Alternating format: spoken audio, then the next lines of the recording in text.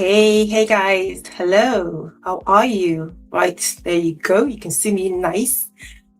How are you doing, guys? Welcome to the very last live of the channel. And I'm so sorry that I'm starting a bit later than planned. These things happen. It's the last Friday of the no, not the last Friday of the month, but it's the Friday before Christmas, so everything is going on.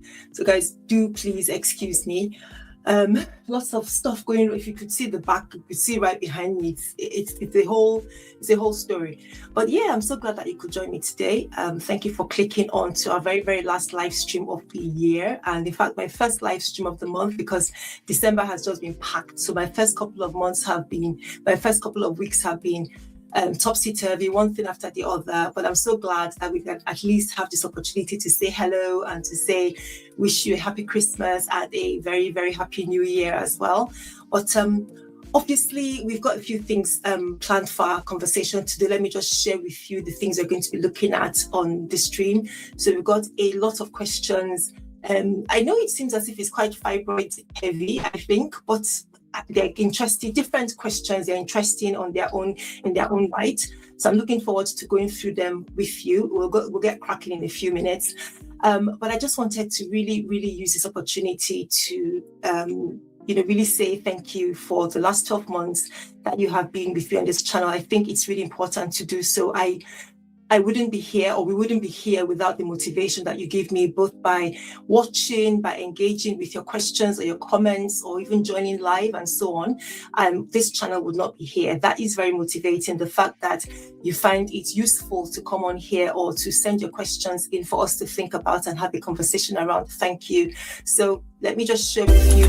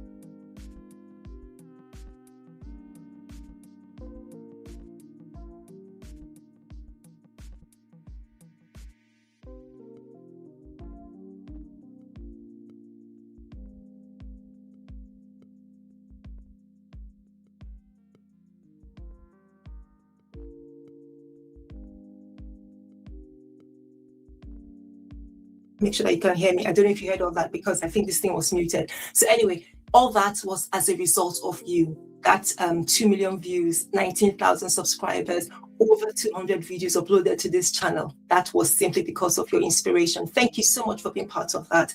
And if you're watching live, where you're watching from, what is the weather like where you are? What are you planning for Christmas? We're having a pretty quiet one in my neck of the woods, which is not unusual, to be fair. We're having a quiet Christmas.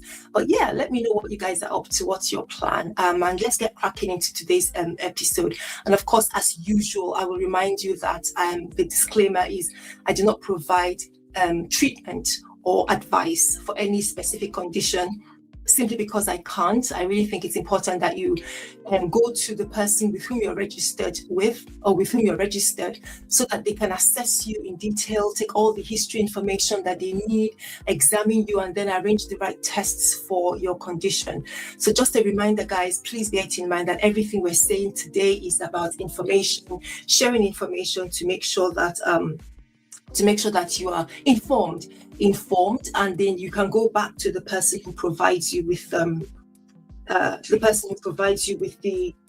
your care outside of the internet, or outside of the online space, and then get the treatment that you need. All right, guys, so let us begin. Let us begin with the very first question. And as usual, thank you to all the people who send in these questions, who send in these comments, because they help us learn. Let me pop the first one on so that you can read along with me, and then we can get cracking. Please say hi in the chat. I really love to hear from you. These questions, I don't make them up. These are real questions that people like you have put on my channel, and I think it helps all of us to grow. Okay, so let us get cracking with the very first question, which I hope you're able to see on my screen, and says, why do older post-menopausal women get frequent UTIs, that's urinary tract infections, even when they are no longer sexually active and are meticulous with their hygiene and avoid coffee and soda? In such circumstances, how is this preventable? Even with the prescriptions, methenamine and Gemtesa, nothing helps. And my urologist is stumped. I have been battling this for 3 years. Wow. So guys, I can read the frustration. I'm just trying to position my camera, so just pardon me if I can read the frustration from this, and I know you can. The frustration is huge, and this is somebody who, it seems as if they're at the end of their tether. Okay, this is 3 years they've been battling this frequent infection. So urinary tract infection symptoms like burning when you're passing urine, discomfort when you're passing urine, going to pass urine frequently. You might even have pain in your pelvic area, pain in the back. It's an infection, so you might have temperature, vomiting, blood in the urine. It's not pleasant. It's a thing. And imagine if you're having this frequently. She didn't tell us how often she's getting them, but some people can get them every couple of months, even every 6 weeks. It's that horrendous.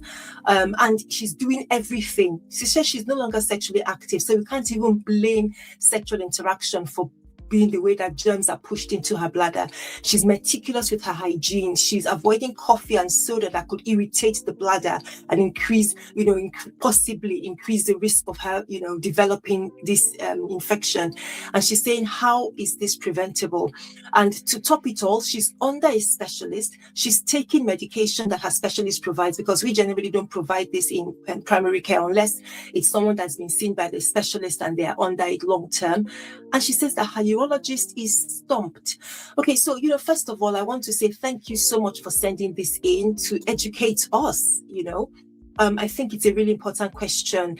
And there are many women, so you are representing many women going through this stressful situation. I can't imagine how tiring this must be, and how you have done everything, stuff like tick box by the book. And it must be really disheartening, really soul shattering when you're struggling, trying your very best, and it's not getting there. So let's look at it from the lens, and I'm sure it may not be new. I'm sure the urologist may be thinking about this, but I think we might do something different in the conversation that can help you go back and maybe seek a second opinion, or even go back to your specialist to say, right, what do you think about this? Now, the first question you asked, and I love that question, is why is it that post-menopausal women? So guys, this is women who have clearly stopped having their periods. So they have stopped having their periods, and it's been 12 months plus since they had any menstrual period. Okay, so that is the definition of menopause, that for a 12 consecutive month period, you have not had a menstrual bleed, whether it's a 1-day bleed or half a day bleed, whatever, you've not experienced any bleeding. So she's menopausal. And what is the key thing that about this state of affairs that women go through is that there is a drop in estrogen and progesterone, the hormones, the reproductive hormones, and women are not ovulating. So the biggest factor that will be responsible for this thing will be the drop in estrogen. And over time, your body has been, she didn't say how old she is, but over time, her body has been undergoing a fluctuation of her estrogen. The estrogen has been going up and down, but gently going down, really. At this point, as she's after menopause, her estrogen has dropped. Estrogen is such an important hormone. I know we think about estrogen and we feel, it's in the context of being pregnant or fertility and so on. You have estrogen receptors pretty much all in different parts of the body. Now, specific to our conversation and this question, you have estrogen receptors all over the bladder, all over the urinary tube that comes out from the bladder, all over the vulval and vaginal tissue. It's estrogen that keeps those tissues plump, moist, okay, and rich in the bacteria that will help to maintain healthy space and make sure that you're less likely to develop these infections. So when you lose that estrogen, what happens? Those tissues, the vulvar tissue, the vaginal tissue, the bladder tissue, urinary tube or urethral tissue, all those tissues become very thin instead of plump, and dry instead of moist and lubricant. And so they are less resilient. They become more fragile. They're less resilient. And this is a condition known as the genitourinary syndrome of menopause. Your doctor might say, oh, this is GSM. So if you hear GSM, this is what we're referring to. And simply this situation, this environment in a woman's anatomy increases the risk of the infections, makes it easier for the bacteria to thrive. Another thing that happens alongside is that the vaginal environment changes a little bit. Instead of being acidic, which is a protective tool that the body uses to reduce the likelihood of infections, it becomes less acidic. And so problematic germs like E. coli are able to thrive more, and then they can, if you like, battle for the space with this good bacteria that normally would live within your vagina, within your urethral space. So there's some kind of, battle, if you like, for the space between good bacteria and the bad bacteria like E. coli. And the only reason the bad bacteria is winning is not because of hygiene, it's not because of anything that you're doing specifically, is that the environment is susceptible to less estrogen. It's also less acidic, and so the bad bacteria is able to thrive more. And so you lose the good bacteria, which is also known as lactobacillus. I've done a couple of videos, I think, where I sort of mentioned how these work. And that's when that key defense barrier is lost, even with your perfect hygiene, it means that the ecosystem is vulnerable, okay? So this is probably why the standard medicines that your doctor, your urologist is giving you to prevent this situation may not be enough. So the methenamine that you mentioned, the Gemtesa that you mentioned, the fact that they're not really doing the trick suggests to me that it's probably more complex than just dealing with the bacteria getting into your bladder and the urinary space. I think it's good to mention something called biofilm, which we're coming to understand better in the recent years. That is not just bacteria floating inside the urine. The bacteria can form a sticky layer on the bladder wall itself, and because they act like tough walls, defending themselves, keeping themselves in there, they prevent the antibiotics from working effectively. So this could be your preventive, like methenamine, even your immune system and any other antibiotic. These walls, this biofilm created by these germs, and that sticks onto the bladder, prevent them from working properly. So even if you take a course of antibiotics or take a course of treatment and maybe things seem to get better after a few weeks, because that wall is good at shielding those germs, they are released into the system again, and it's as if you've got a new infection, but it's actually a flare-up from a source that is protected by the wall that the biofilm has created. Okay, let's not be too complicated. I'm just trying to explain the different mechanics or the different processes that might be going on and explain why you're getting recurring infections. So we've talked about, first, most important, the fact that estrogen levels have dropped because you're postmenopausal. And so your body loses, your tissues become more susceptible. They're thinner, they're dry, making a very nice environment for germs to easily invade. We've talked about the fact that the vaginal pH is less acidic, a situation that allows the bad germs to thrive compared to the good ones. And then there's this biofilm situation that creates a kind of fortress, if you like, a store for the germs. So even if you take the medicine and it seems to clear out the germs in the urine at that time, or floating around in the bladder, and your symptoms improve for a few weeks, that after some time, the wall where the germs are busy hiding behind, multiplying behind, releases another dose of those germs into the bladder and another infection. So you think, oh, another one has come, but actually it's not another one, it's the old one that wasn't really cleared completely because the biofilm was hiding it. Okay, so this is really important because recurring UTIs or UTIs that come back and come back and come back is a really big problem. I discussed with my specialist colleagues, and they're seeing a lot of cases, women sort of struggling. We have a lot of women that we have treated, and every time we send their urine off for culture, we treat the infection and then they're back again. We have to refer them to the specialist. And so when we have these conversations, we know that it is a tricky one to deal with. So I think, and it all depends on what you're doing with your urologist at this time, I don't know whether it's worthwhile considering a urogynecologist. So this is a urogynecology clinic where they are dealing specifically with women, the female anatomy as is related to recurrent urinary tract infections. So it's not just a urologist who is an expert, a specialist in the genitourinary system, but the urogynecologist is one that is looking at both, looking at the system in the woman, and will also take into account the fact that the woman's reproductive organs and the woman's anatomy is quite different from the male. So this is something to think about. I don't know whether you're seeing such a person. I don't know, but you said urologist, which is quite different from a urogynecologist.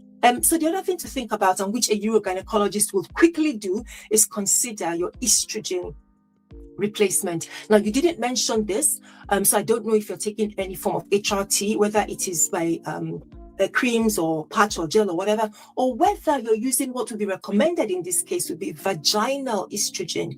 Because this is the one thing, and this is vaginal estrogen, whether by cream or it is a tablet like a pessary that you put in the vagina, or whether it's the vagina with a ring that can sit in the vagina and release the estrogen, whichever one.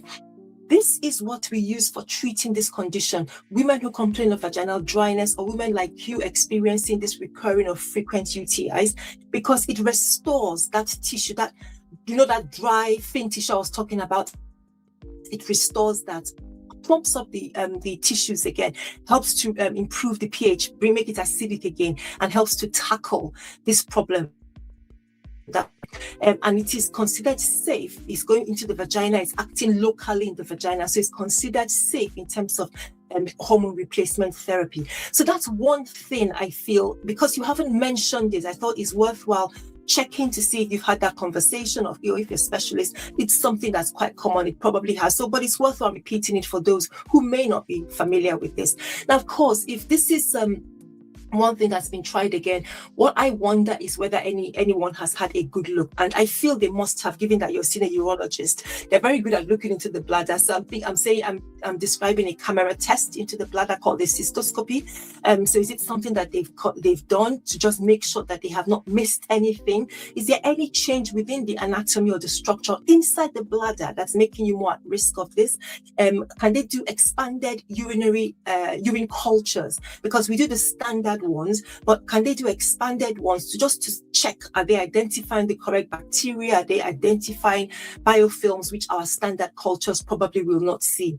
And then I think they'll need to look at alternative antibiotic strategy. You know, what is it that they will have to do if what you're on at the moment is not working? Do they want to consider a different antibiotic regime and maybe keep you on that as a low dose for a period of time, or do they want to do something like putting the antibiotics directly into your bladder via the catheter, just to see if they can break down that biofilm? It's something to consider. And you know, the other consideration is there another condition that's responsible for this situation? I know we're focused on menopause, focused on the GSM.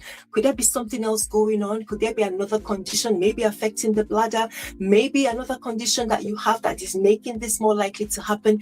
These are the questions I think are really important to ask. And I bring them as suggestions because, of course, they didn't come up in your question to me. And I hope that this would help you. So, guys, if you're just joining, I'm looking at this question sent in by one of our viewers. And the question is, why do older postmenopausal women have frequent UTIs, even when they're no longer sexually active and they're meticulous with their hygiene, they avoid coffee and soda? How can they prevent this? She says that even though she's taking methenamine and Gemtesa, nothing helps, and her urologist is stumped, and she's been battling this for 3 years. So really painful situation that she's described here. And, I'm so sorry for this experience, but I hope these suggestions have helped. And I hope that when you review this, perhaps it's worthwhile having a conversation with your specialist to see, have you tried these? Is there something else that you could try? But anyway, thank you so much. Guys, if you're just joining, I appreciate you. Thank you. Wishing you a very Merry Christmas. How are you doing? Where are you watching from? please give this video a like. We're doing our final live stream of the year. If you didn't join us at the beginning, you missed me saying thank you so much to everybody who's been part of our live streams, part of our videos, who's engaged or sent in a question in any way. I was just saying thank you because we are here because of you.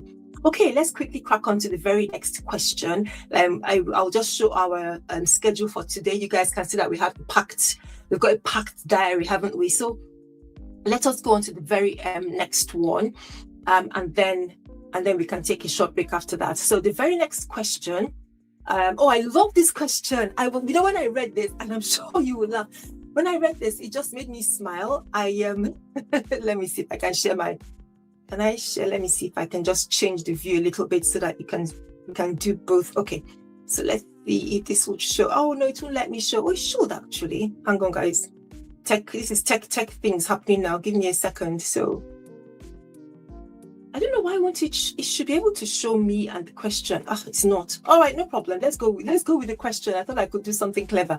But thank you so much for sending this question. So they say, Dr. Sylvia, love your channel. Thank you, my darling. My fibroids are like uninvited roommates. This is why I said this question is so funny.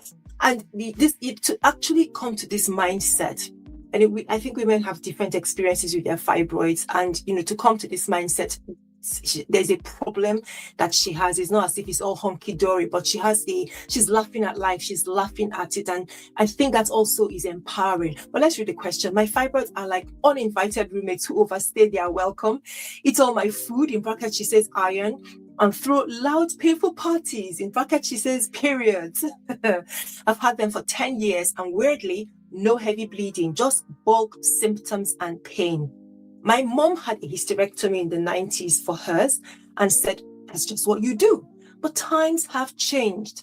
I'm holding out for better options. Tell me I'm not just being difficult. And she says, #Fibroid Fight Club. Guys, have you heard anything like this before? Oh my goodness, have you heard anything like this before? So when I saw this question, I laughed out loud because I thought, wow. But thank you. I think this is such a valid question. This is such,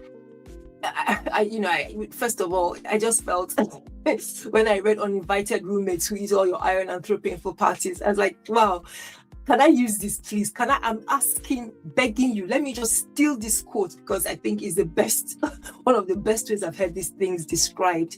And #Fibroid Fight Club, I'm here for it. This is the attitude that I would love as many women who have this condition and are struggling with symptoms to have, and have that hope and optimism that this lady has.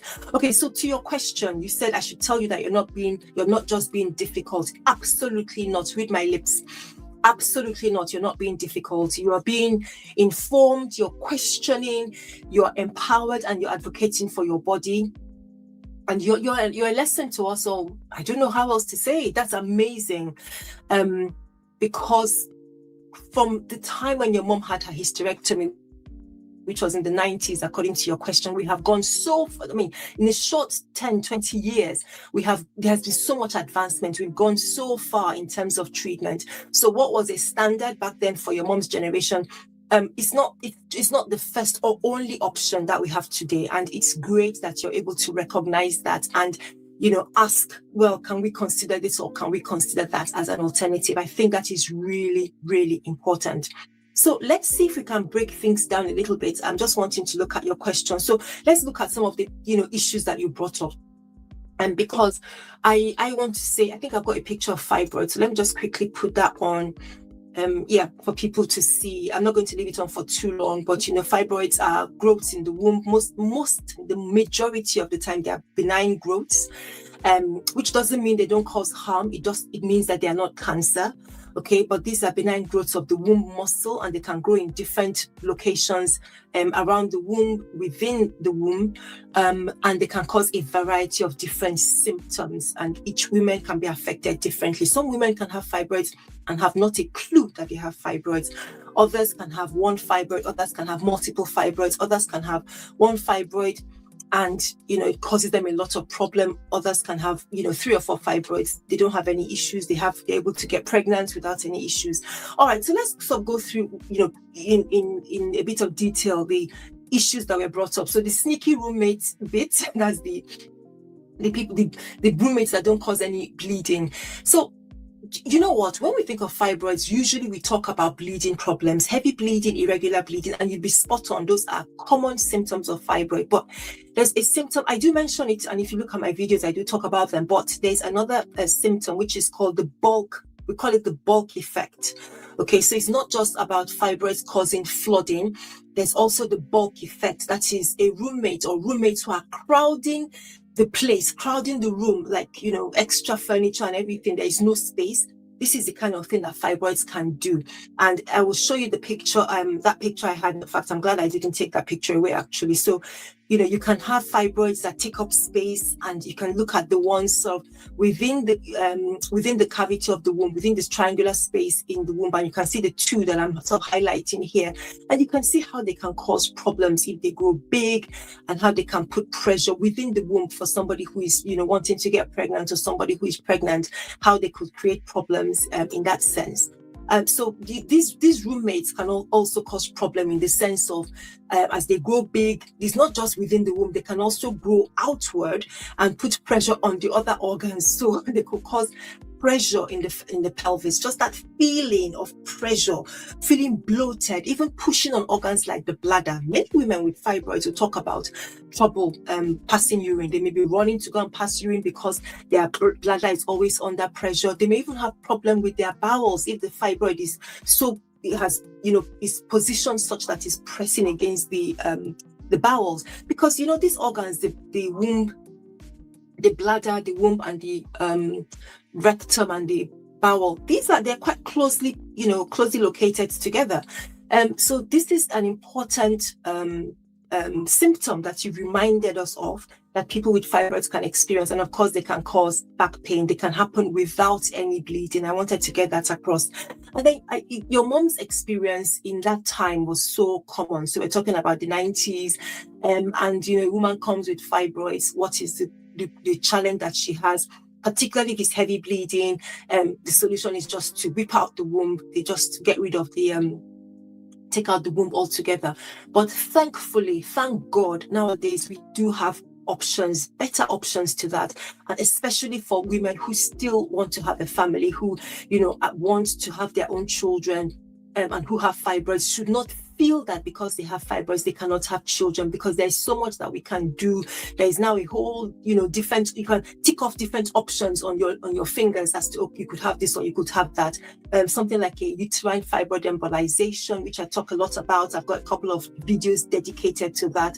And which is a minimally invasive procedure. So it's a surgery alternative, in the sense that you're not going to get prolonged cuts. So you're not going to get large cuts into your abdomen or into your pelvis for them to bring out the womb and start to take out the fibroids. Instead, you might have cuts to inject a small cut to inject an inert chemical material into one of your blood vessels, usually the big blood vessel in the leg, and directed towards the blood vessel that supplies the womb, and the specific one that's going towards your that particular fibroid. So all this is done under ultrasound.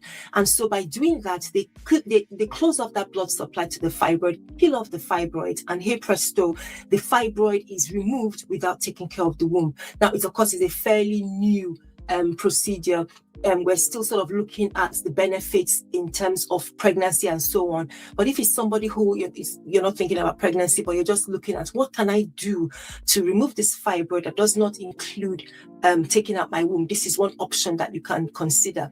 And of course, there's myomectomy. We've always had myomectomy. Myomectomy is the removal of the fibroid. And so there are different grades of myomectomy. You can have the abdominal myomectomy, which is the major procedure where the abdomen is opened up, the fibroid, the womb is sort of lifted up, and you're bringing out the fibroids. But you can also have the ones, should I call them smaller? So the advanced types of myomectomies, for example, a hysteroscopic myomectomy, where what you're doing is, and it depends on the location of the fibroid, but they're advanced, you know, they're trying to reach the fibroid through the vagina, okay, and then they're able to get it from the cervical canal. That's one option depending on the type of fibroid. the other things like ultrasound treatment or ablation treatment that they can use to burn out the fibroid, shrink out the fibroid, different things that we have available now. But I will have to state that this is dependent on a lot of other things, and why I believe I always strongly encourage women, go back and speak to your medical provider. Have a conversation with them about what options are available. How will this option suit me, or am I eligible, or am I suitable for this particular option? Of course, it will depend on where you live or where you stay, your country of residence, and the facility where you're registered with or where you're referred to, and what they have access to, the kind of expertise of the specialist. But there are different options, and it's well worth reading up about them or watching videos about them. I would recommend the playlists I have on this channel, and I will share them. I hope I remember to do that for the person who sent in this video. Check out that fibroid playlist, because we go through the different medical and surgical options. I didn't even mention medical treatment, so these are hormones that can be used as an option. Some people will talk about natural treatments, and I will come to natural treatments in a minute, because I think I have a couple of questions that refer to that. Natural treatments that we haven't seen so much impact that is documented for clearly dealing with or shrinking or removing fibroids, but there are some that could help to some degree with treating symptoms, particularly things like bleeding, for example, vitamin D and green tea, the EGCG. I have a video on that. So again, it depends on symptoms. I was speaking to somebody recently who is a registered acupuncturist, and telling me about how they help people with very heavy periods and fibroids. And again, acupuncture is a very old traditional Chinese method of treatment. And there has been documentation in terms of the benefit it can provide, particularly for symptoms, for treating some symptoms. So there are different options available. We're not restricted to just the one, and I think that, bearing that in mind, being aware of that is really important.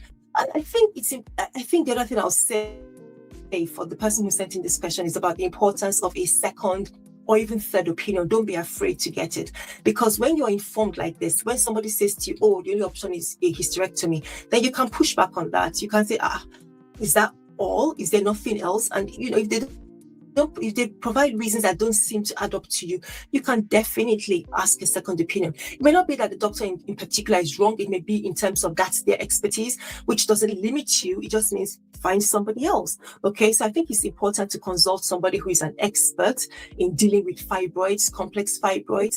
Okay, and they will be the ones in the best position to guide you. So thank you so much for bringing this question up, for asking this question. I know that somebody out there has a similar mind and is wondering, what else can I do for this condition? Okay, so we have just been dealing with, let's put the question up very, very quickly and make sure that we have tackled it completely.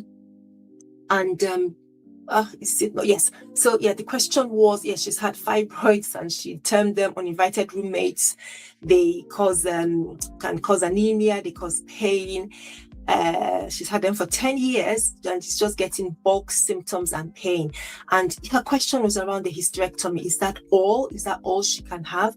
And our answer is absolutely not. And we've talked about the different options that she could have. All right, guys, please don't forget to give this video a like. I'm going to take a quick break and we still have a few questions to go through. Please don't go away. Stick around with me. I'll be right back. Feeling unwell or dreading the wait for a doctor's appointment? We get it. Life doesn't stop for health concerns, and neither should you. Your GP consultation connects you to licensed healthcare professionals from the comfort of your own home. No waiting rooms, no hassle. Discuss symptoms, get advice, or manage ongoing care, all through secure video calls and chat. It's healthcare that fits your schedule. From hormonal balance to menstrual health, thyroid concerns, or menopause care, our GPs are here to listen. Get personalized, discreet care that's tailored to your needs. Whether it's a minor illness or just a question that you've got, we're here to help you stay proactive about your health. Your GP consultation, because healthcare should work for you. Visit our website.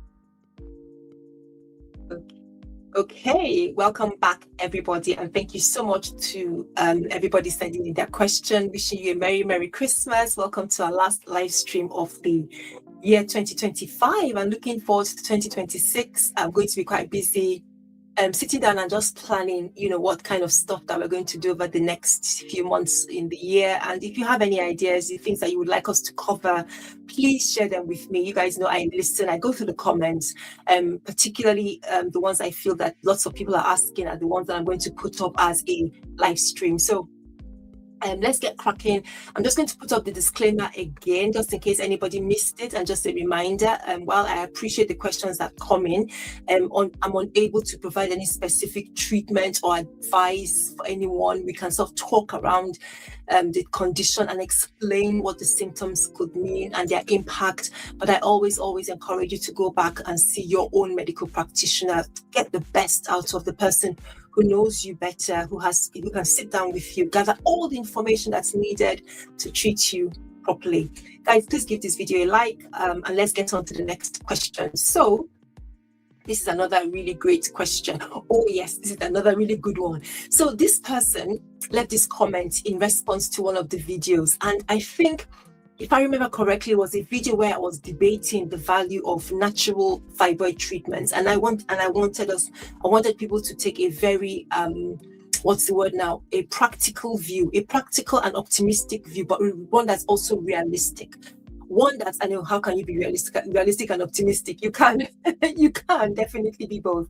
Okay, but my aim in that video was to lay out these are the sort of natural treatments, and this is what they can do.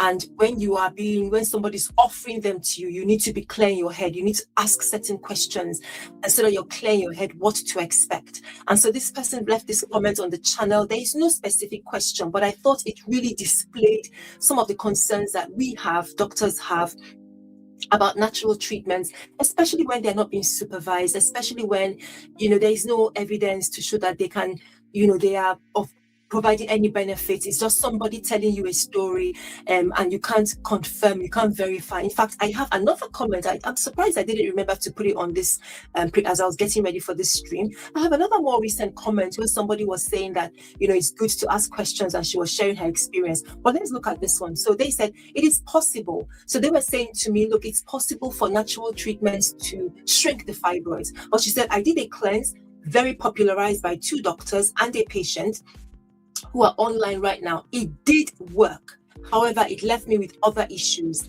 The cleanse shrinked my fibroids, yet in less than 14 days left me with compromised cartilage in my knees. In about 10 days, I was unable to climb 6 steps to get to my home following the fast they prescribed. So if I understand this person who sent this in to us, right? She had a fasting, cleansing kind of treatment that she says was recommended to her by doctors and a patient who are online.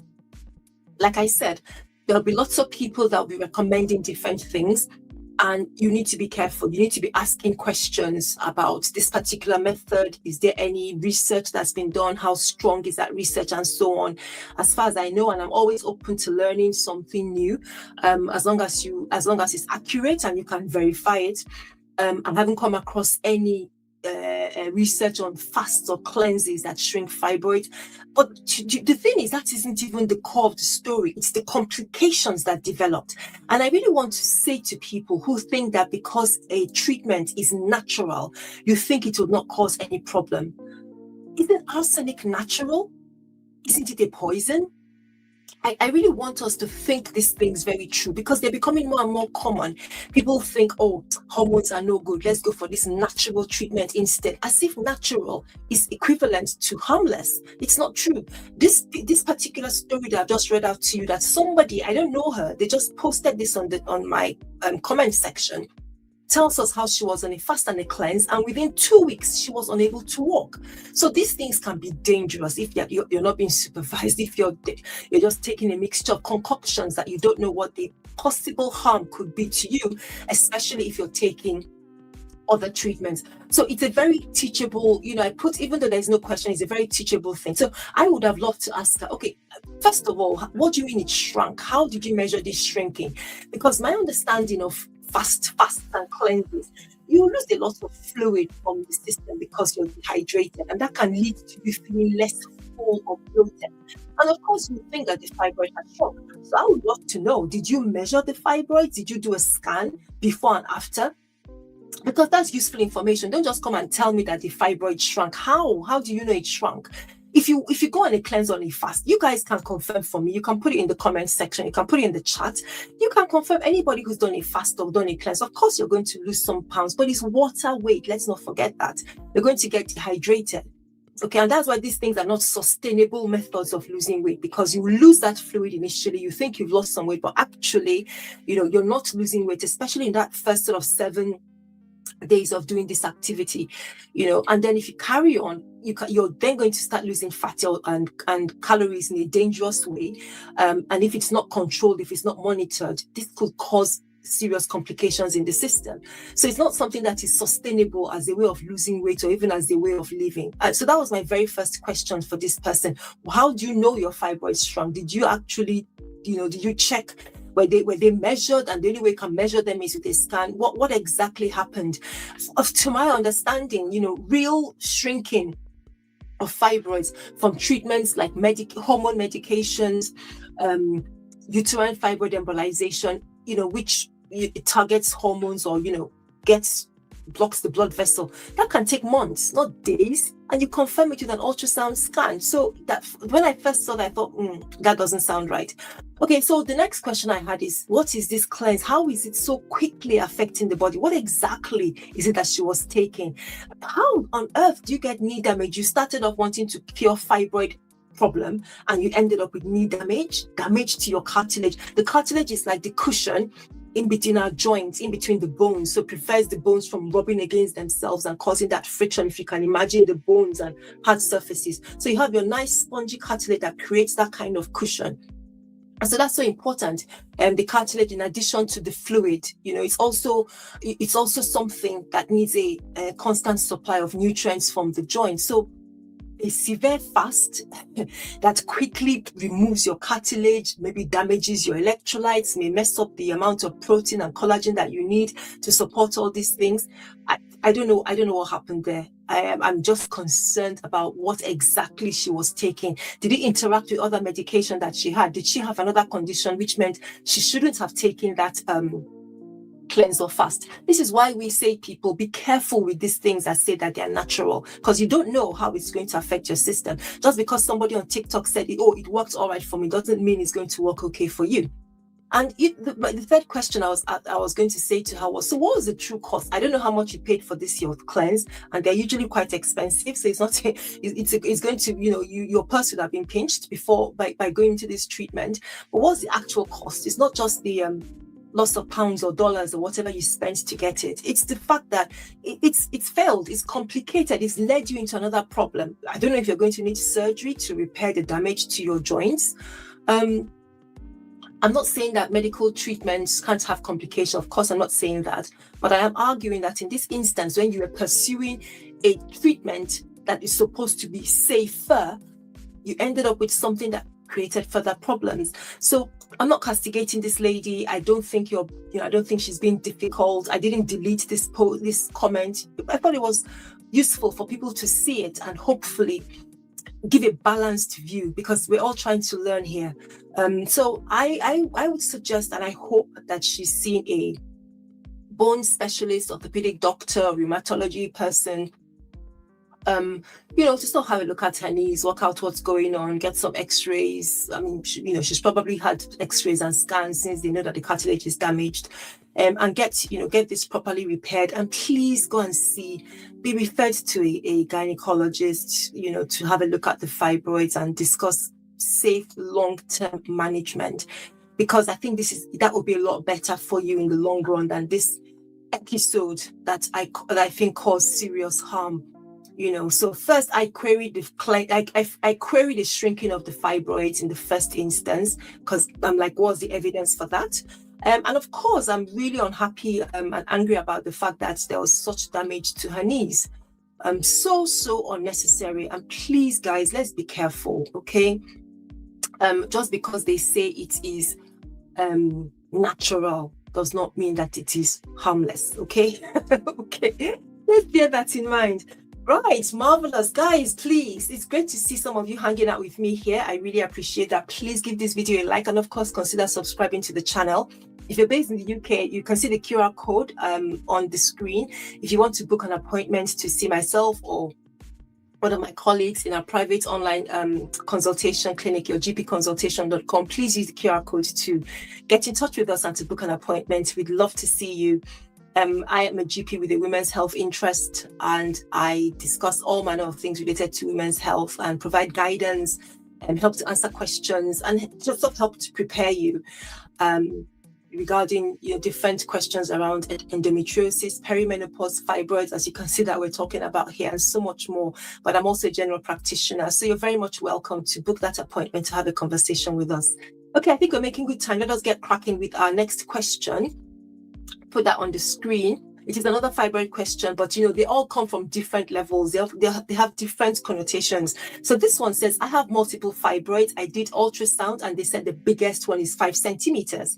I stopped eating a lot of things except natural egg, brown pasta, taking 50,000 microunits daily, I think, of vitamin B6, magnesium, potassium, zinc.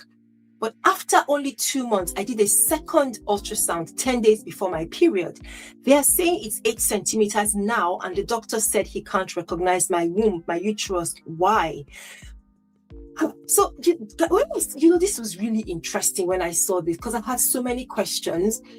She's clearly monitoring the fibroids. So, when we're busy shouting at you, oh, if you're doing natural, make sure you're monitoring. She's clearly monitoring. This is what I meant. If you were here for the last one, when I was challenging, how do you know the fibroids shrunk? Did you do a scan? Because that's the only way that we can determine that the fibroids actually shrunk. Anyway, let me not digress. So this lady has done a scan 2 months after she's been told she's got fibroids, 5 centimeters, and then she did a diet change. She went down the diet route.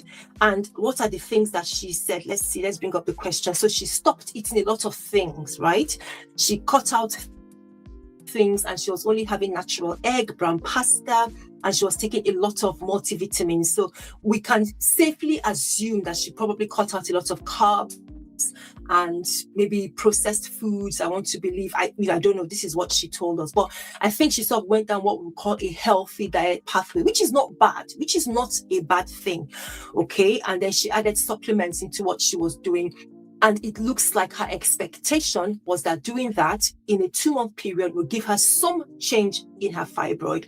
And I can only imagine her shock and dismay, when she had her repeat scan, and it did not provide the reassurance, it did not provide the result that she wanted. That must have been very, very, distressing, very frustrating, I think.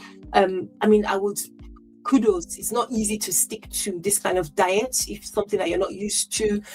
But she introduced that, and again, I want to say it's not a bad thing as long as it's a balanced meal or balanced diet that she's having, taking her supplements. She's not doing a bad thing. So I can only imagine how frustrating and painful that must have been. Okay, so what could have happened? So you guys would have heard me say it. If those that are regular on the channel that watch our fibroid videos, I don't sugarcoat this. Some people believe that your diet alone can shrink fibroids, and I always question, where is the evidence for this? Don't get me wrong, okay?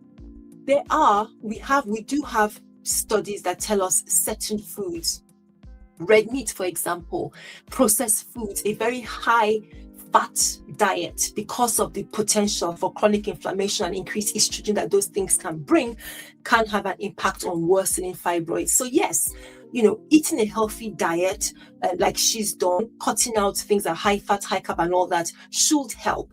But alone, that may not be the answer. I think there are a few things, and that's why I brought up this particular question. I think there are a few things that are at play here. So we know that fibroids, these are tumors that feed off hormones, principally. So it's not just food, it's food that can promote those hormones. Okay, so like I said just now, high fat, beef and so on. So cutting them out should help. The fact that she's having a healthy diet, I give 5-star plus for that, because that supports her overall health and well-being. We don't want her to be overweight, okay? But there's no specific food or vitamin or supplement that can stop a fibroid that is depending on hormones to grow, okay? So we still have to address that there is a hormone link, and your body is producing hormones, okay? It's not just from the food that you're eating. So there's a hormone link that you don't want to ignore.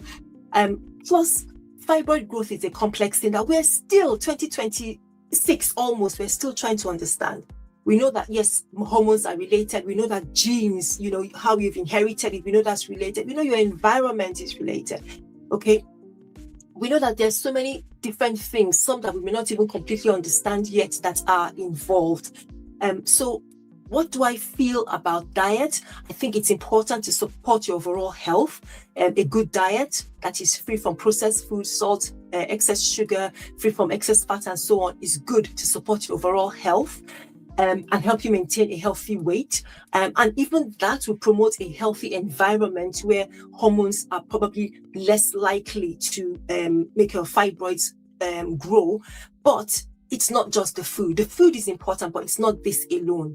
So the other thing that I wanted to address is, and I don't know why she put that there unless she's also thinking the same way, is about when that scan was done. She said it was 10 days before her period.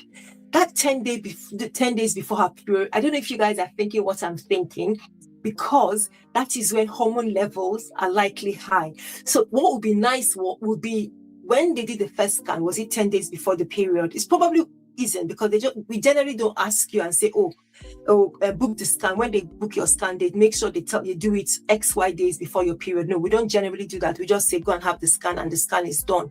But I think it's interesting because it may be that at the time when she had the scan done, that was some days still to come before her period. Perhaps that might have had some effect. But the effect would have been little. I feel that those fibroids have been growing 2 months, and the fibroids have grown from 5 to 8 centimeters. And this is somebody who was actively doing something to prevent them from growing, and it didn't work. And it just demonstrates to us that you cannot generalize and say changing your diet alone will shrink the fibroids. So it's a big jump from 5 cm. A 5 cm fibroid, I don't have any of my usual props here today, but if a jump from a 5 cm fibroid, I'm just looking to see if I have a rule. So it jumped from a 5 cm fibroid. So we're saying she sort of went from this size, she sort of went from this, and then she went to this. I think that's significant in terms of fibroids. And yes, it could be due to the timing of the scan. That's possible. But it's telling me that, look, this fibroid is growing under the influence of hormones, despite the good work she's doing with her diet. The other thing that, I think would have made you really upset is this comment by your doctor about not being able to recognize your womb or your uterus, and, what that means. So if, I don't know, is this a doctor who performed the scan? Is it the same person? And they might be saying that because the fibroid had grown to this size, that perhaps they couldn't work out the full architecture or shape of the womb. Perhaps that's what they meant. Please don't let this distress you. This is not a sentence, okay? That's their opinion. That's what they could see. Sometimes it's good to see somebody else to get them to, what is the actual situation, especially if you feel the person who is treating you is and I'm not saying that we should be treated with kid gloves. I just think that we should all be treated respectfully and with courtesy and consideration. I wouldn't use that term. I suppose it depends on the way that they said it, but can't recognize your womb without explaining what they meant. I think they should have done a bit better. It may be what they meant probably is that, the fibroid has just changed the shape of the womb. But I can just imagine how that would make you really worried, really scared. And it should have been good for them to explain what this means, the implications. But this is what tends to happen with big fibroids and why they cause the symptoms that they cause. And the other thing that's important, of course, is where is the fibroid located, so that we can begin to understand what kind of symptoms that you might get, and whether it's bulk symptoms like we were describing earlier, pressure, pelvic pressure, back pain, or if it's pressing on something outside the womb. or if it's located within the womb. All right, so let's just sort of tie this together. Diet is not at fault. Please, if you can stick to a very nice, healthy diet that suits you, that you can manage, you're doing well. Don't give up and say, oh, it was rubbish, and then go back to eating hamburgers and chips and all that. That's not going to help. That's definitely not going to help, I can promise you. Please keep on the healthy diet. Next time you're going to have a scan, perhaps it's worth having a conversation with them and sort of looking at your periods and seeing if you can go for one after your period. That may have an effect, not a huge one, but that might have an effect. And who are you seeing at the moment? Who is treating your fibroids? Who is looking after your fibroids with you? Who is helping you sort of tackle this situation? Do you need to be referred to a specialist at this point? What are the principal issues that you have? Are you looking to get pregnant in the next year? What is it that what other symptoms are you getting from the fibroids? Because we didn't talk about that in your question. So it'd be good to know, this, these questions and what is your goal. So I'm just going to put up a question from Amanda Ellis, who says, would fasting help? Hi, Amanda. I'm sorry that I'm getting to your question a little bit late. I just wanted to finish that conversation with regards to the fibroids. So I don't know if you met us while we were having a conversation about the lady who went for a cleanse and a fast, and what I said in terms of fasting. So if your question is, would fasting help fibroids? That question clearly showed the harms that fasting could provide or could cause, and it showed the benefits are not really clear. She could not tell us. All she said was, oh, my fibroids shrunk. And I was asking, how did you know the fibroids shrunk from what to what? Were you feeling lighter? Were you feeling less bloated? So we don't have any evidence that you going on a fast is going to shrink fibroids. So if that is the question you're asking me, I don't know if you're still here, but if that is the question you're asking me, Amanda, then fasting as a means of getting rid of your fibroids, there is no evidence that is what will remove the fibroids altogether or shrink them. What can make a difference definitely is a healthy diet that will help you to maintain or achieve a healthy weight, number one. Sitting down with a fibroid specialist and considering the different options available and your symptoms, so they can say or help you decide whether it is a medication that you need or whether it is surgery or a surgery alternative, because we have lots of different options to consider. But in terms of your question, in my experience, fasting, I don't know what type of fasting that you're talking about, but regardless, in any kind of study that is sustained, that you can say, okay, all these 1,000 women fasted and all of them had their fibroids shrunk. We don't have that experience, my dear. So please be careful of people who come and say, oh, I did this, I fasted and my fibroids shrunk. Some people, we can have different experiences, yes. Some people's fibroids may shrink for one reason or the other, but we don't have any evidence that fasting itself is a method to shrink fibroids that works only because of the fast, okay? Right, where are we now? I think we're making good time. I knew we were going to do over an hour today. I don't mind, because there were quite a few questions. And you guys, like I said, this is my first stream this December, first and last stream of December. But again, I just want to, I just feel it's important for me to say thank you. I've said it before, but I think it's important to say some guys have left, some guys have joined, and perhaps you're one of those who pops into the stream or you watch one of the, one of our shorter videos or shorts. Just thank you for being part of what we're doing. Or you might be somebody who just responds to our community posts, because I really wanted to encourage us. I wanted us to be part of the conversations, even off video, during the posts. So, posting questions and seeing your responses to that has also been interesting. Thank you so much, guys, for what you've done. Let me take a quick break. We've just got a couple more questions to go, but let me take a quick break. I'll be back with you in 2 ticks.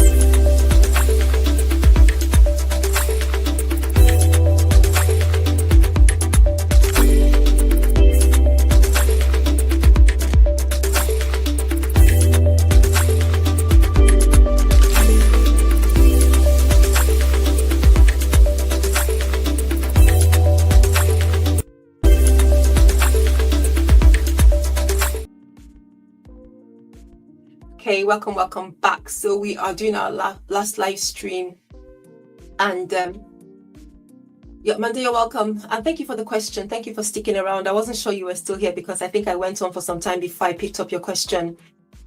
You're welcome. I hope that you can, even with natural methods, I hope you can speak to someone like your doctor and they can tell you. So don't be afraid to bring up, do you think fasting would work? We wouldn't laugh at that suggestion. I would take it that you're asking questions because you want to know, will this work or will this not work? So if there are other suggestions or options that have come up, please present them to your doctor. I'm happy if you want to pop them in a chat or in a question. I could review that in the next live stream. But don't be scared to sort of ask so that you're sure and you know what the evidence is for how effective this would be, what are the side effects, what could go wrong, and so on. I think those are really, really important questions to ask. Okay, you're clarifying that it's water fast. Okay, amazing. All right, guys, thank you so much for watching and thanks for sticking around. If you haven't liked this video, what are you waiting for? Come on, it's just a click of the button. Come on, give the video a like. All right, let's go on to the very next question. And it is that the right one? Oh, yes. Okay, so this one is, okay, this is a second menopause question, isn't it? So somebody says, I'm so tired and run down all the time. I'm 58 and my period stopped 6 months ago and I am always tired. Barely could do my work. I exercise half an hour, 4 to 5 times a week. So guys, isn't it interesting? We have on back-to-back people who are doing what, your doctor would say you should do. This one, the doctor cannot complain that they're not sort of being healthy, But again, this is another lady who is struggling. And, women, we go through so much. If it's not struggling with fibroids or struggling with this or the other, is struggling with menopause. Okay, so let's go through this, right? So 58 years old, and her periods finally stopped 6 months ago. You know that it's the menopause age is a range, okay? So women can stop pretty early. Some can experience their period stopping a lot later. But she says she's 58, and since her period stopped, that is, since she entered menopause fully, she has experienced tiredness. Okay, and I think it's really important to work out. Let's not just assume menopause. Okay, always keep that in the back of your head. Don't always just assume menopause. Okay. Because there could be other things, and yes, it's the job of the doctor, your clinician, to sort of think that yes, it seems as if menopause is right, in our face, and say, oh yes, it's me causing the problem. It's important to make sure it's not a red herring and something else is not going on. But it is a very common symptom. So I'm not going to discount it altogether. It's a very common experience. As women go through the transition, it's not in your head. I know it's a difficult symptom to discuss, because you come and say to the doctor, I just feel tired, and you can't really put any words to it. It's just tired, that it's different to normal tiredness because you feel, I haven't really done anything, but I just feel tired. My mind is tired. My body is tired. And the funny thing is that, it's not just the physical tiredness. It's also the feeling of exhaustion.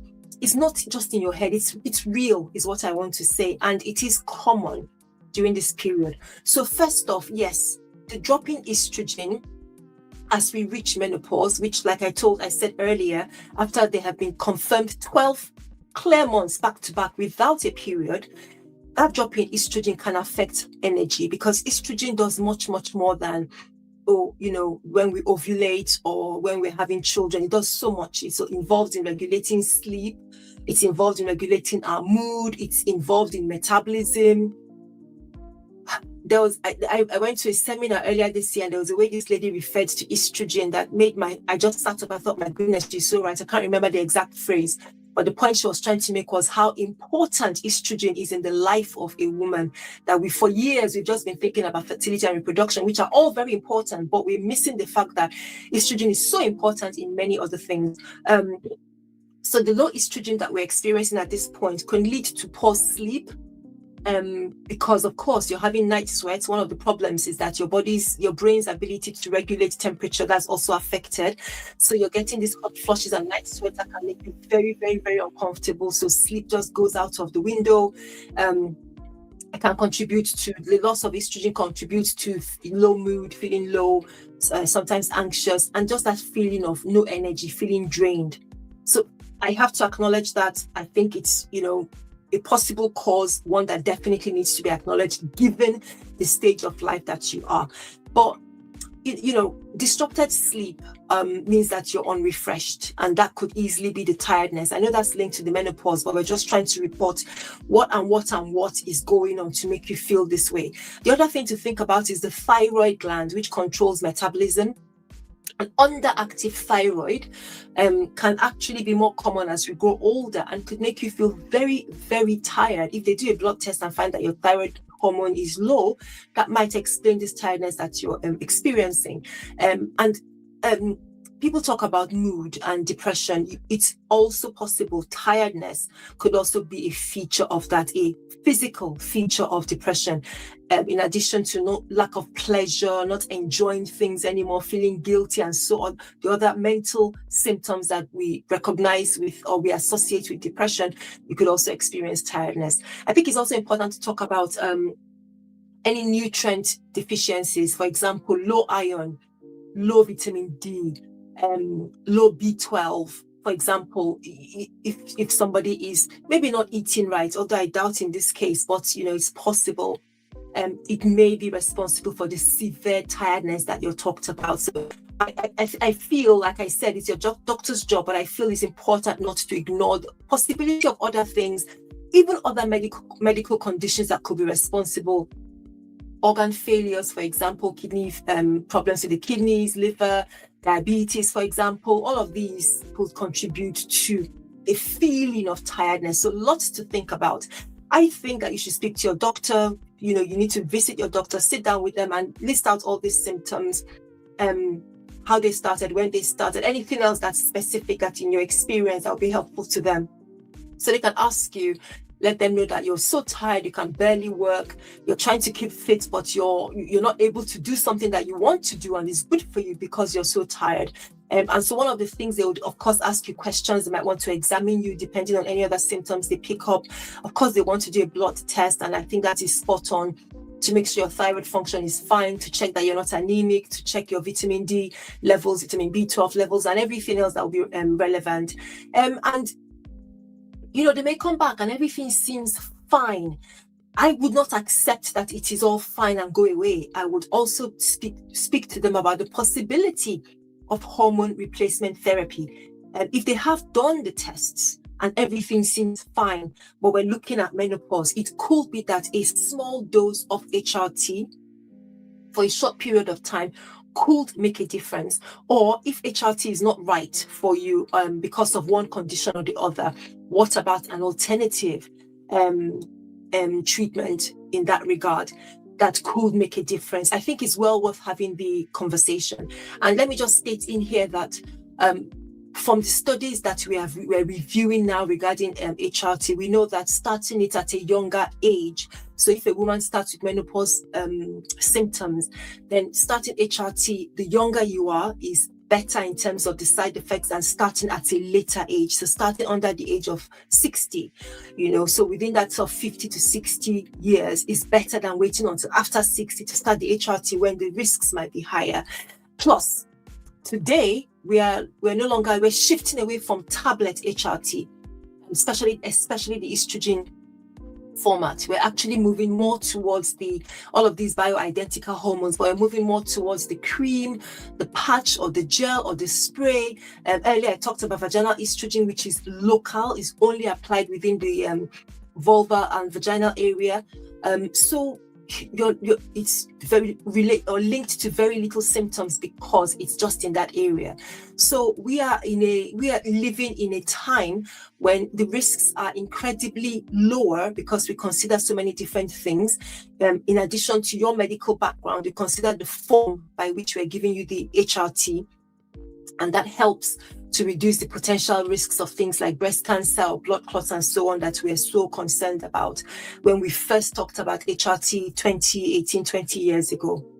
All right, so I will just put up the question very quickly on here. Where is it? Just to remind us what we're talking about? Yes, somebody who is experiencing fatigue after menopause. I've run through possible things to have a conversation with your doctor about. I hope you do so and get to feel better very quickly. And I just want to have a quick look at the chat because Amanda saying, do you know any good place I can go in Canada or Edmonton? So hard to find a fibroid doctor. Been to 5 doctors. Oh my goodness, wow. I'm a UK based doctor. So I can't, and I don't want to sort of head you off in the wrong direction. So I think the main answer to that will be, would be no. But I don't believe that your family practitioner, I don't believe that they wouldn't be able to refer you to someone who's a specialist in that area. I don't know. Because I don't have access in that sense to the kind of, to the way that they are practice, to the way they run their practices, to the way they list their physicians. I would think searching, if you go to their platforms, I can't remember the name of the local Canadian, their health system in Edmonton, and it's in the different regions. They have a particular health authority where you might be able to type or search for gynecologists. And if you search for a gynecologist, you may be able to ring round the different secretaries to ask, is he or her a fibroid specialist? That might be one way to go about it. I don't know the one specifically for Edmonton. What are these? I think they're called health authorities, but I can't remember the name. I'd have to speak to one of my colleagues there. But they will be able to, I think they will list the different practitioners that they have in those areas. And if you find one, they may not specifically list fibroid specialist, but you can look for a gynecologist, and then they would usually put some kind of contact. And what you need is the person's department, and you can speak to their secretary, or you're looking for a fibroid specialist. And if they don't, if that person isn't, they may even be in a position to recommend or to say, well, why don't you call this number? I'm pretty sure that there will be someone in that area that will have this. But I would start with that kind of search. It can be tricky in some areas. Yeah, sure. You're welcome. You're welcome. Okay, guys, so let us see. We are nearly there. And the last question is this is a recent question. It's also related to HRT. So if you're interested in HRT and menopause, then stick around. Thank you so much for the person who posted this. And of course, all the other questions. So this is somebody responding to one of our menopause videos. I can't remember which one, but they said it would be great to hear me talk, or my take on bioidentical HRT for Black women. I think first off, I presume what you're asking is, is it safe? Is it right for you, considering that you're a Black woman? So I think it's a really important question. I think really, really important for us to note that just like care with most conditions, endometriosis, fibroids, PCOS is personalized. Yes, there's a general treatment that we recognize for these conditions, but everyone, we can have symptoms that are slightly different or that affect us in different ways, or we may have different needs. So it's really important that you're getting personalized menopause care. There's some women who have menopause or who are in the menopause, and their problematic symptom is vaginal dryness. It's not hot flushes, it's not night sweat, it's not sleep problems, it's not mood issues, it's vaginal dryness. And those women will do very well with local vaginal estrogen. They will not need to take HRT patches or creams or whatever. They may just need that local treatment, because all you want to do is deal with the woman's symptoms, improve her quality of life, and then move on. So let's talk about this bioidentical. So bioidentical, it just means that the chemical structure, right, of the hormone, so we're talking about estrogen, we're talking about progesterone, is identical to what our bodies make before menopause. That's what bio, as you can tell from the name, bio and identical. So it's identical to our biology. Why is this a thing all of a sudden? It isn't-ish. I mean, so in the last few years, we've been talking about bioidentical, but it's different to the older human or man-made versions we had that had a very different structure that we're using 20, 30 years ago. So that's the difference. And so the HRTs that are approved in different countries, whether it's in the US or the UK, Canada, in Australia, New Zealand, and so on. These products they already contain the bioidentical hormones in these HRT products, whether it's the patch, the gel, and the pills, they already contain them. These drugs have been rigorously tested for safety, for purity, for consistency. They've gone through lots and lots of tests, okay? So I am not worried about bioidentical because I'm Black, or whether it will affect me differently because I'm Black or not. We're talking about hormones that are identical to our makeup, whether we're whatever race, whatever ethnicity. I think what is really important, really, really, really important, okay, when you're considering HRT, because the point I'm making to you is that wherever you're staying, what is approved in your country is the bioidentical. That is what is being sold to all of us, okay? Because that is what is found to be, in keeping with what our bodies produce. It's not made from, horse urine or yam as the older ones were, okay? But let me just go back. The point I want to make is what I think is really important for Black women anywhere is the higher risk of heart problems that we have as we enter into menopause.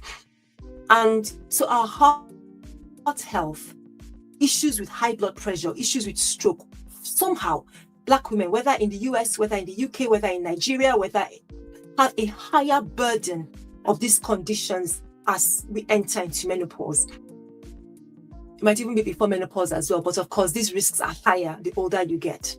So I think what is really important is, and I mentioned this earlier, the timing and the form of HRT, because you're looking at what is the safest. So starting it as close as possible to menopause under the age of 60. That's a safer period, because the risk increases, or the risk is higher the older a person gets. So if you go into 65, 70 and you're taking HRT, there's a bigger risk compared if you were taking it to manage symptoms at 51 or 52, for example.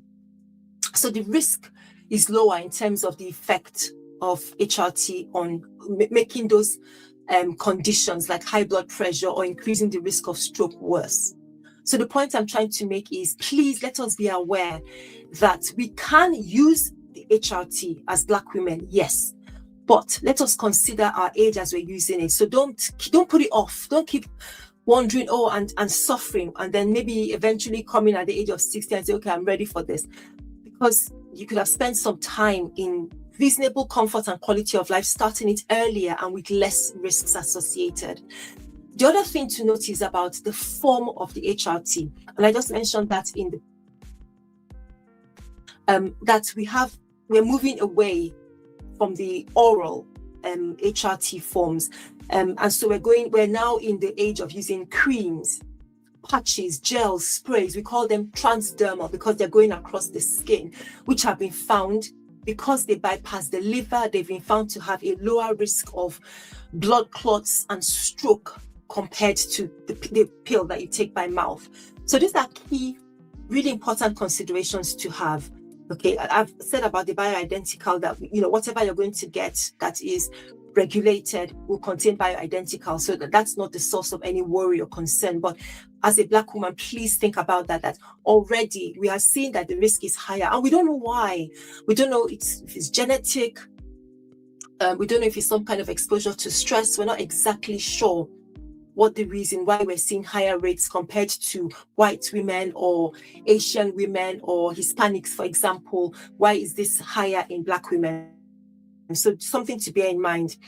Of course, we're still studying HRT and breast cancer risk, and I know the 2002 Women's Health Women's WHI study. Was it initiative? I think it was, but the 2002 study that caused a lot of panic back then about HRT safety.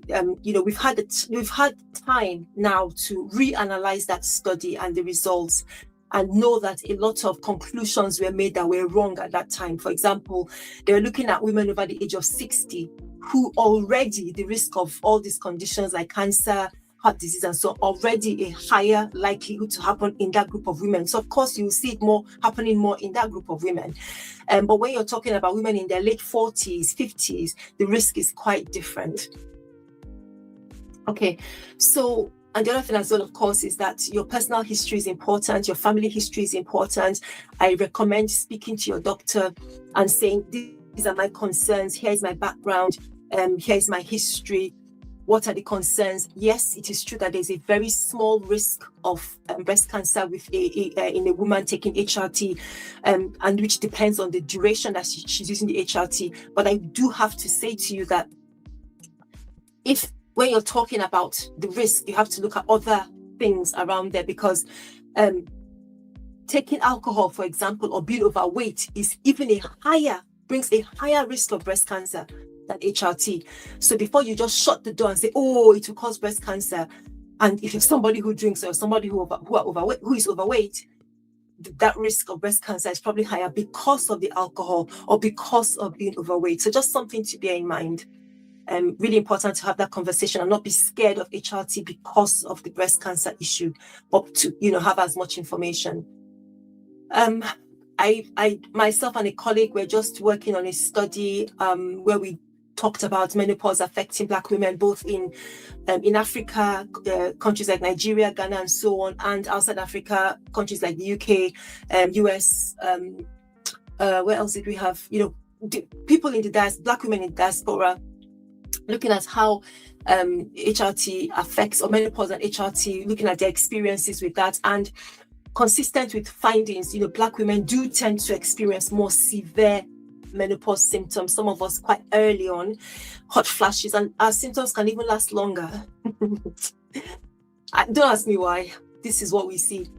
And of course, we need a lot more research into this. But the point I'm trying to make is that we are the ones that will do better with having effective treatment earlier to improve our quality of life and help us reduce long-term health risks.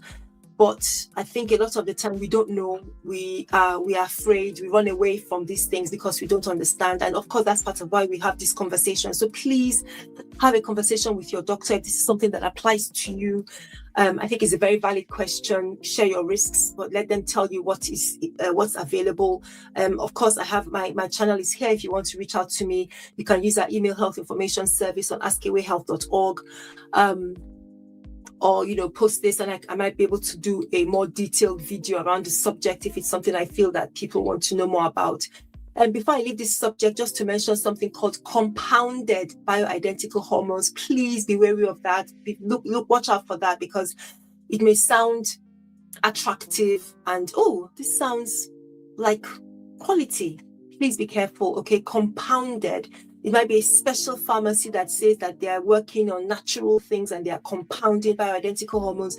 It's not approved in many countries. I know they're not FDA approved. They're not approved by our MHRA either here in the United Kingdom. So please be careful, because their safety, their purity, their strength, effectiveness, they are not verified by a regulatory agency. In short, we don't know how safe they are. And sometimes when they are selling them, they will say, they will say it's personalized HRT. They will say it is natural HRT. Please look very, very carefully at the labeling. Whatever they're putting together is not based on the same rigor that regulatory bodies like the MHRA or the FDA apply for the products. So, the National Institute for Clinical Excellence here in the United Kingdom, the Royal College of Obstetricians and Gynecologists, the College of Sexual and Reproductive Healthcare here in the UK, all recommend the bioidentical hormone. It's not compounded bioidentical, so just watch out. So to answer this question, I think I've gone on and on with this question. This is my take on bioidentical HRT. I think what is really important for Black women to think about is our quality of life, our risks. We have a higher burden of heart-related problems, including stroke and high blood pressure. So please, these are the things to consider. Make sure that is well controlled. It includes making sure that if you're on medication, stick to your medication. If you need to lose weight, do that. If you need to change your diet, do that, please. That all of that doesn't mean that you can't have HRT. It definitely means you definitely can with your doctor. There are safer options. Like I said, we have now the ones that go via the skin, the transdermal. So I'm not trying to put you off. I'm just saying be aware of these things. Be aware of your numbers. Make sure that you're getting quality rest and sleep, avoiding stress. These are the things that can affect our blood pressures and and increase the risk of stroke. So I'm saying that we should be proactive about keeping track of them. But then if you're suffering from menopause symptoms, please have a conversation with your doctor, because there are so many different forms of HRT, and we can find one, a low enough dose, a particular format through the skin that is less likely to cause any problems and helps you improve your quality of life so that you're getting sleep, you're feeling refreshed, quality life as you deserve. Okay, so you're very much welcome, Amanda. Thank you so much. I think you're the star of my last live stream, because you've put in all the comments today, and I really appreciate that, your time spent with me. And whoever else has been on the stream, if you've been lurking, I hope you found something in our conversation useful today. We have covered a lot. I know it has been heavy on fibroids, it's been heavy on menopause as well. That wasn't intentional. I just picked out the different questions that had come in that I thought were of really great interest. So thank you so much for joining me, and please don't forget to look up the. Yes, that's fine, Amanda. I hope you get somewhere with it, and let me know if how it goes. But yeah, guys, let me know if there are any comments on any of the things that we've talked about. If you have any questions, I don't always have the time, but when I get the time to put together a live stream, I just sort of pull questions that have come through within the last week so that I can address them in a video and hopefully provide some education for people for them going forward. Okie dokie. So I think we've come to the point where I just want to say, yeah, I wish you guys all the very, very best. Whether you're here right now watching this on the replay, I just want to wish you the very, very best. We've come to the end of 2025. We're just, how many days now have we got to go? Yeah, we've just got 12 days. And I hope you all have a very, very happy Christmas. If you're not. But of course, I wish every one of us a very, very happy new year, prosperous new year with our families, and better health to come in 2026. And please subscribe to the channel. Please like the video. Please keep checking out what we're doing. Please keep showing the support that you've been showing to me in 2026. It is most appreciated. And yeah, I'll leave you with that. A couple of videos coming out as short or longer videos. No more live streams until 2026. I will put out the date for the next one in the community post section of the channel. Thanks so much, and I'll see you again soon. Bye bye.